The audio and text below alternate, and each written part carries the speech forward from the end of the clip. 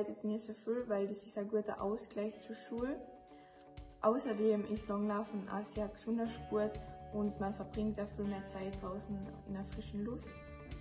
Und mit der HLW St. Peter lässt sich das voll gut vereinbaren, weil ich darf 6 Stunden pro Schulwochen trainieren gehen, weil die anderen Unterricht haben, und das kann ich dann selber am Nachmittag nachholen.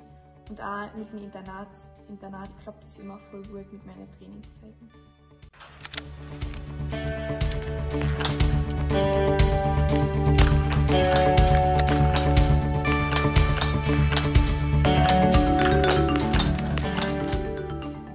Živijo, sem Grega, prihajam iz Bleda, obiskujem Višjo gospodarsko šolo v St. Petru.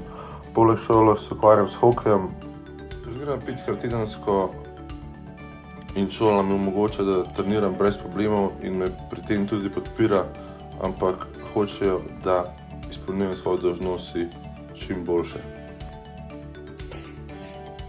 Seit meinem 5. Lebensjahr spiele ich Fußball bei der Spielgemeinschaft SG Rosenberg. Da ich auf die HLW St. Peter gehe, kann ich mein Hobby sehr gut mit der Schule kombinieren. Innerhalb von 5 Minuten stehe ich am Sportplatz in St. Jakob, und das 3-mal die Woche.